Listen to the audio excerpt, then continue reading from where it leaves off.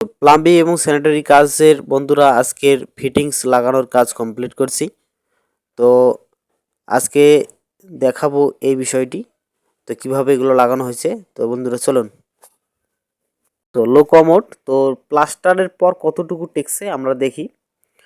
তো প্লাস্টারের পর আমি সাইড থেকে নিচ্ছি, তো সাইড থেকে নিলেই আমার 10 ইঞ্চি টেকছে।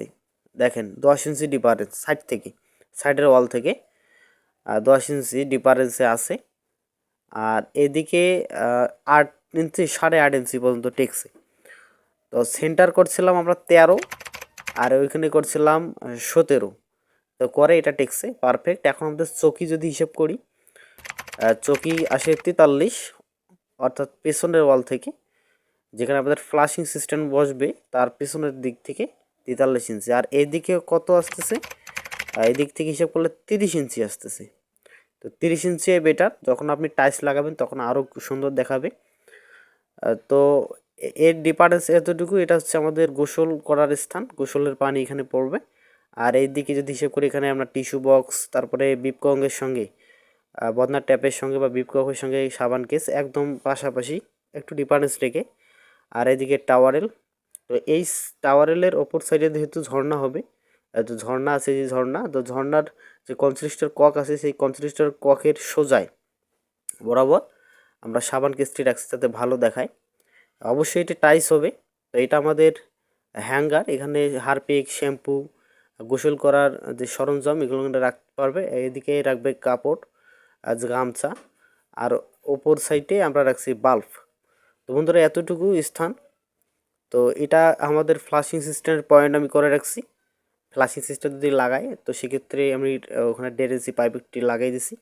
আর এখানে তো আনুষঙ্গিক দেখাইলাম এই। তো এগুলো কতটুকু উচ্চতায় আছে এটা আপনাদের একটু দেখাই। তো গরম পানি এবং ঠান্ডা পানির যে পিপকক আছে, এটা গরম পানি আর এটা ঠান্ডা পানি। তো এটার কতটুকু ডিফারেন্সে রাখছি আপনাদের দেখাচ্ছি। একটু পাশাপাশি রাখলেও হবে, পাশাপাশি রাখলে বিপককগুলো নষ্ট হয়ে গেলে পরিবর্তন করা একটু কষ্টসাধ্য। আমি আপনাদের ডিফারেন্সটা দেখাচ্ছি। তো ডিফারেন্সটা আমরা 8 ইঞ্চিতে রাখছি, মানে দুই সাইড থেকে, আর দুই সেন্টার করি তাহলে 6 ইঞ্চিতে রাখছি। আর এটা আমাদের কনসিলেস্টর কক, ওটা ঝর্নার জন্য। তো আমি ঝর্নাটা আপনাদের চালু করে দেখাচ্ছি। স্পিড অনেক ভালো, দেখেন। তো অনেক ভালো স্পিড, পানির কিন্তু প্রবাহ অনেক দ্রুত। তো এটা আমাদের কনসিলেস্টর কক হাতিম, এটা লাগানো হয়েছিল। আর পাইপ রাখছি আমরা, ভেতরে যে পাইপ লাগাইছি ওটা আছে 3 বড় পাইপ।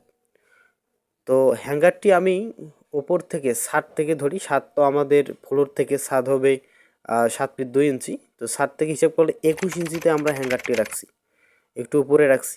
আর আমাদের যে শাওয়ার, তো এই শাওয়ারটি আমি রাখছি মূলত 8 ইঞ্চিতে, অর্থাৎ ফ্লোর থেকে না, মানে ডান ছাদ থেকে 8 ইঞ্চির নিচে।